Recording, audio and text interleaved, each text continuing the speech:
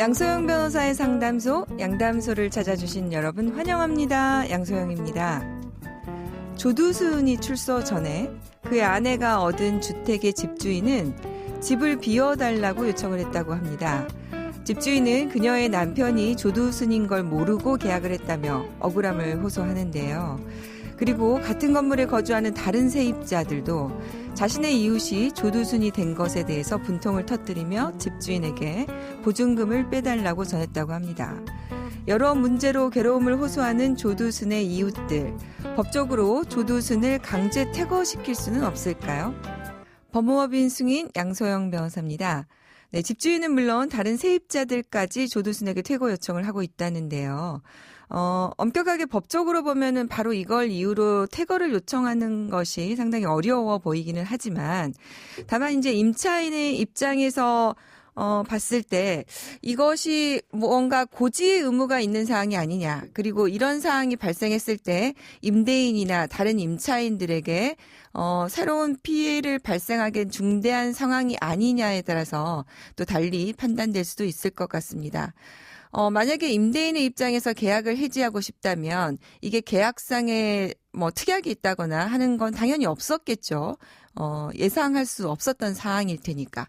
미리 그 당시에 보통 특약으로 임차인이 성범죄가 아닐 것, 성범죄자가 아닐 것, 이렇게 특약을 하는 경우는 없을 테니까요. 그래서 이제 이러한 사항을 이유로 해서 계약을 해지할 수는 없겠지만, 불가피하게 예측하지 못한 손해가 발생을 했음을 이유로 해서 계약을 해지할 수는 있을 텐데, 이거 이외에도 계약금을 2배를 주면서 계약을 해지할 수 있는 계약 해지권이 있기 때문에 이를 이유로 이렇게 해서 계약을 해지하는 방법은, 그렇게 해서 해지를 통보하고 명도를 요구하는 방법은 있을 것 같기는 합니다. 그러면 이때 계약금을 꼭 2배를 줘야 하느냐? 조두순이 거주함으로 인해서 집주인에게 발생한 손해, 그리고 주위에 또 임차인들이 그러니까 피해를 호소함으로써 임대인이 이로 인해서 뭔가 손해배상을 해줘야 할 상황이 발생을 했다. 임료를 못 받는 상황이 발생을 했다. 그러면 또 이게 손해가 될 수 있을 테니까 이를 이유로 해서 해약금을 일부 감액하거나 안 주는 이런 내용의 민법상의 문제는 발생할 수 있을 것 같습니다.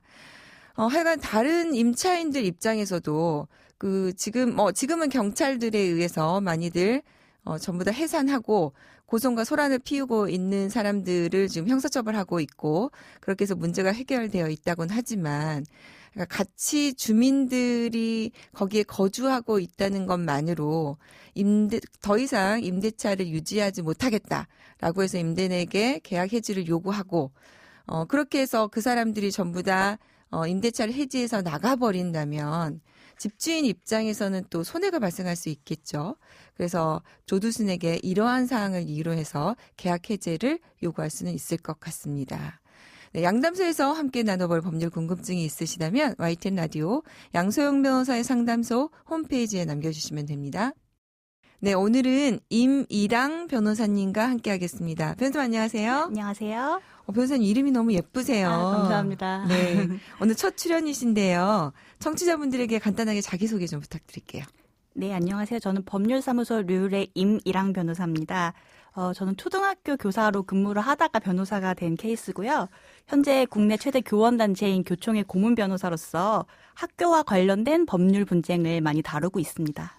학교와 관련된 분쟁이라 그러면은 학교 폭력 이렇게 교원 관련한 문제들을 많이 하시는 겁니까? 네, 물론 학교 폭력도 주요 업무 분야지만요. 교사분들이 부당한 징계를 받았을 때 그를 다투는 교원 소청 심사라든지, 네, 아니면 교권 침해를 당한 교사분들을 위한 민형사 소송, 또는 제가 대학 업무도 하고 있어서 대학 교수님들의 부당한 신분상의 어떤 조치를 다투는 사건들도 많이 하고 있습니다. 네. 오늘 이와 관련한 사연 가지고 변호사님 더 자세한 얘기 나눠보도록 하겠습니다. 저는 중학교 교사입니다. 몇 주 전 다른 학생을 괴롭히는 남학생을 발견하고 생활지도를 하려고 했는데 갑자기 그 남학생이 저에게 차마 입에 담을 수조차 없는 욕설을 쏟아냈습니다. 저희 반 학생들은 담임교사인 제가 학생으로부터 욕설을 듣는 장면을 고스란히 목격하고 말았습니다. 당시 충격으로 저는 지금 병가를 쓰고 학교에 나가지 못하고 있는데요. 이젠 제가 교직 생활을 계속할 수 있을지 그에 대한 확신도 없어진 상태입니다. 더군다나 가해 학생과 학부모는 그날 이후 아무런 사과조차 없습니다. 제가 어떻게 해야 할까요? 네, 저도 중학생 아이를 키우고 있는데요. 중학교 교사 선생님들이 특별히 어려우실 것 같아요. 그래서 이렇게 교권 침해를 호소하시는 선생님들이 많으시다고 하는데요. 변호사님이 교직에 있으실 때도 그러셨나요? 네, 물론 제가 교직에 있을 때도 옆반 선생님께서 학부모로부터 뺨을 맞는다거나 이런 사건이 있긴 있었거든요. 네. 그런데 사실 그때와 비교해서 오늘날은 비교할 수 없을 정도로 좀 교권 상황이 많이 안 좋아진 걸로 보입니다. 네. 예를 들면 오늘 사연같이 학생으로부터 욕설을 듣는 경우는 그다지 심한 교권 침해라고 보기도 어렵거든요. 그 정도입니까? 네, 선생님들이 좀 쉬쉬하시는 경향이 있긴 한데 학생으로부터 폭행을 당하는 경우도 꽤 많습니다. 사실은 저희 기사를 보면은 학생들로부터 성희롱을 당하고 성폭행을 당하는 경우도 있기는 하더라고요. 심각한 경우가 있습니다. 그러면 이렇게 교권 침해를 당한 선생님들의 대처 방법에 대해서 조금 설명 좀 부탁드릴게요. 네, 크게 학교 시스템 내에서 해결하는 방법과 사법 시스템을 통해서 해결하는 방법으로 나눠서 설명을 드릴 수 있을 것 같습니다. 네, 그러면은 먼저 학교 시스템 안에서 해결하는 방법부터 한번 들어볼까요? 네. 교원의 지위 향상 및 교육활동 보호를 위한 특별법, 줄여서는 교원지휘법이라고 하는데요. 네. 이 법에서는 교사가 교육활동을 침해당했을 때 학교에서 교권보호위원회라는 걸 엽니다. 그래서 이 위원회를 통해서 피해 교원을 보호하고 가해 학생을 징계할 수 있도록 하고 있습니다. 네. 이게 마치 그 학교폭력 자치위원회랑 좀 비슷한 구조 같네요. 네, 맞습니다. 네. 교권 침해 사건이 발생했을 때 그 위원분들이 교사, 학부모, 법조인 등으로 이루어져 있어서 그 심의를 거친 다음 교육활동 침해 행위를 한 학생한테 교내 봉사부터 퇴학 처분까지 내릴 수 있습니다. 네.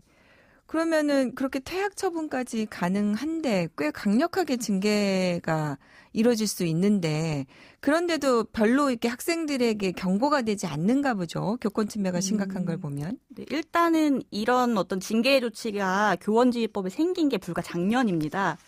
네, 2019년 10월 17일부터 징계가 가능했고요.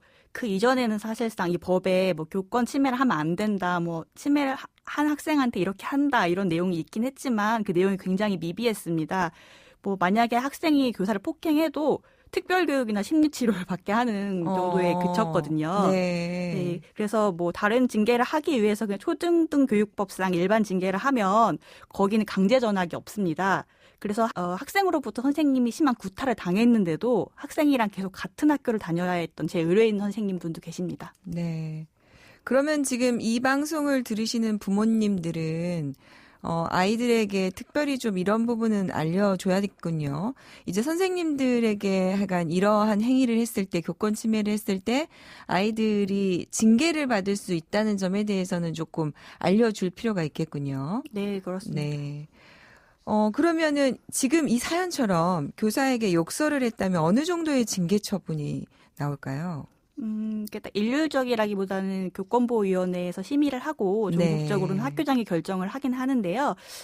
대략 지금까지 통계적으로 봤을 때 욕설 내용이나 상황에 따라서 보통은 교내봉사 또는 출석정지 처분을 많이 받는 것 같습니다. 네. 네, 그러면 이제 시스템 안에서 하는 방법은 이런 방법이 있겠고 시스템 밖에서 하는 거는 어떤 게 있을까요? 네, 일반적인 민형사 절차를 진행하는 방법이 있겠습니다. 네. 그러면 일반적으로 뭐 교사 선생님이 아이를 상대로 해서 형사고소를 하거나 민사소송을 하거나 이런 절차를 말씀하시는 거네요. 가해 학생한테는 형사고소를 하시고 사실 민사는 당사자가 미성년자이기 때문에 학생과 학부모를 상대로 민사소송을 하게 됩니다. 네. 이제 학부모는 아이에 대해서 감독 책임이 있으니까 또 거기에 대해서 손해배상 책임을 지는 거죠. 네, 맞습니다. 네.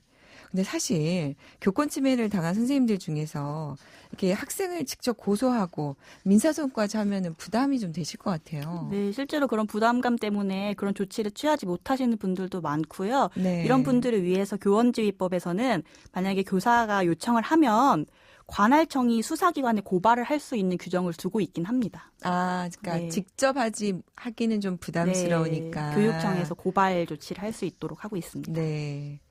그러면 이제 우리 사연은 학생이었는데요. 네. 학부모가 교권 침해를 하는 경우 아까 선생님도 네. 우리 변호사님도 네, 말씀 주신 것 같은데 그게 정말 실제로 많습니까? 네, 정말 많습니다. 네. 네, 아무래도 요새는 또 뭐 SNS가 발달하다 보니까 SNS를 통해서 선생님에 대한 명예훼손이나 모욕 등의 교권 침해도 정말 많이 발생을 하고 있습니다. 네.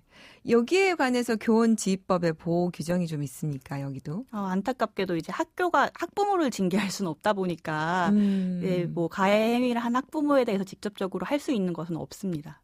그러면 이제 학부모로 교권 침해를 당하면 어떤 뭐 조치를 취할 수 있습니까? 선생님 입장에서는. 네. 사실 이게 업무상 발생한 사건임에도 선생님 개인이 일반 민형사 소송을 진행하는 수밖에 없는 게 현실입니다. 네. 그러면 교권보호 통해서 뭐 심리치료나 이런 부분은 받을 수 없나요? 네. 교원지휘법에서 피해 교원이 뭐 심리치료라든지 상담 같은 보호를 받을 수 있도록 규정을 하고 있고요. 그 비용은 가해 학생의 보호자가 부담을 합니다. 그러면 이제 학생의 경우에는 이런 심리치료나 징계까지 이루어지고 학부모로부터 교권 침해를 당하면 이제 교원의 경우에는 심리치료 등 보호 조치를 받을 수 있고 네. 이에 대한 비용을 나중에 학부모에게 청구할 수 있다. 네, 맞습니다. 네, 이렇게 되는군요. 그리고 뭐 물론 일반 민형사 절차를 진행하는 것은 네. 가능하고 예.